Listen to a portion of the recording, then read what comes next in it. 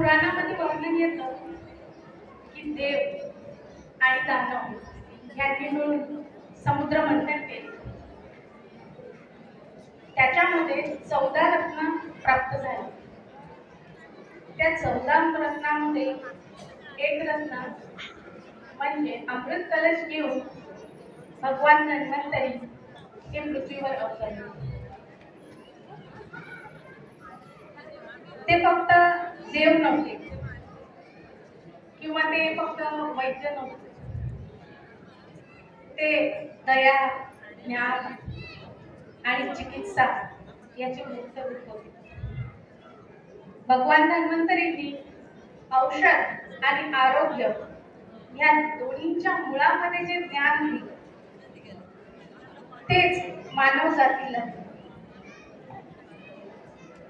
त्यांच्या हातात अमृत हे फक्त औषध नव्हते, तर ते जीवन संतुलन ठेवण्याचं तत्वज्ञान होतं. आजचा कार्यक्रम खास आहे कारण इथे सगळ्या पॅथीचे डॉक्टर्स उपस्थित आहेत. Allopathy, homeopathy, Ayurveda, Unani, dentist, naturopathy, physiotherapy आणि हेच या कार्यक्रमाचे सगळ्यात मोठे सौंदर्य आहे.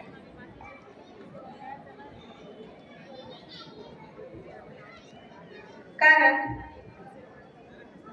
आरोग्य ही स्पर्धा नाही, आरोग्य ही स्पर्धा नाही, ही सहकार्याची साधना.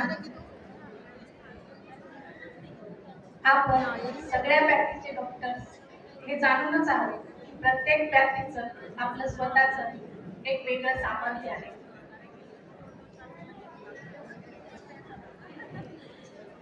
ॲलोपॅथीचं वेगवान आणि तात्काळ चालू, आयुर्वेदाची दीर्घकालीन संतुलन शक्ती, होमिओपॅथीचं सौम्यता, युनानीची अद्वितीयता, निसर्गोपचाराची निसर्गाशी एकरूप होण्याची किंवा निसर्गाचा उपचार,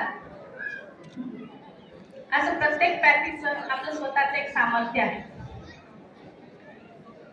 आज आपण वैद्यकशास्त्रात जेवढेही प्रगती केल्या आहेत ते ऑपरेशन थिएटर पासून ते रोबोटिक सर्जरी पर्यंत या सगळ्यांचं श्रेय हे आपण आधुनिक वैद्यकशास्त्राला देतो.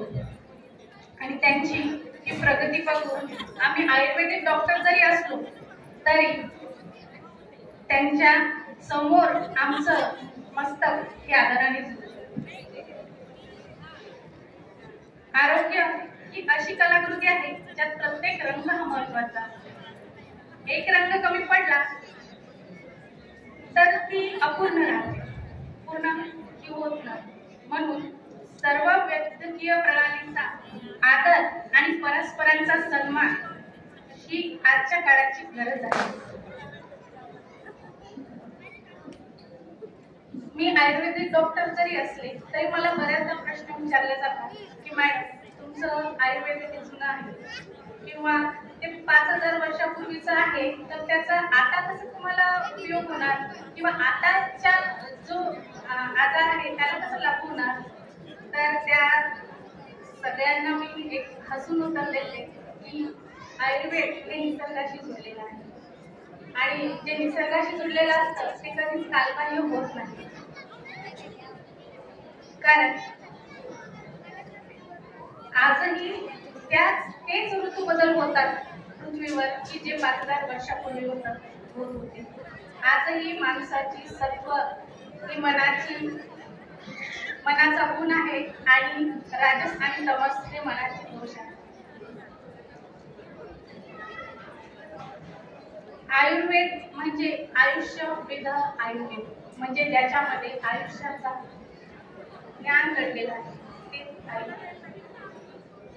आयुर्वेदाची व्याख्या आहे स्वस्थस्य स्वास्थ्य रक्षणम आयुर्वेदस्य विकार प्रशमनम, म्हणजे स्वस्थ व्यक्तीचे स्वास्थ्य टिकून ठेवणे आणि जो आजारी आहे त्या व्यक्तीचे आजार. आजच्या काळात जे काही प्रिव्हेन्शन म्हणतात तर ते आता जे म्हणत आहेत ते आयुर्वेदामध्ये 5000 वर्षापूर्वी सांगितलेले आहे. तसंच बाकी ठिकाणी मनाचा विचार केला नाही जात, पण आयुर्वेदामध्ये शरीर, आत्मा आणि मन या तिघांचा समतोल जर असेल तरच शरीर स्वस्थ असं म्हटलं जातं. कारण बऱ्याचदा आपण स्ट्रेस आजच्या धकाधकीच्या काळात बघतो की स्ट्रेस आहे, टेन्शन आहे, बऱ्याचशा त्याच्यातून आजार उद्भवतात. तर औषधी आपण देतो, पण मनाचं काय? तर मनासाठी आयुर्वेद काम करते.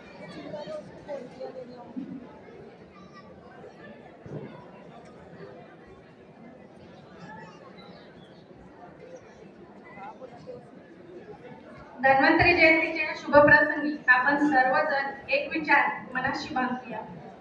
वैद्यक हे केवळ व्यवसाय नाही, तर ती सेवा आहे. आणि ही सेवा कोणत्याही एका प्रणालीपुरती मर्यादित नाही. ती ज्ञान, करुणा आणि विज्ञान यांच्या संयमातूनच प्रभावी होते. भगवान धन्वंतरीचा आशीर्वाद आपल्या हाताने आणि आपल्या कृतींना प्रत्येक रुग्णाच्या जीवनात आरोग्य, आनंद आणि शांती आण, हीच मनापासून प्रार्थना करते. धन्यवाद.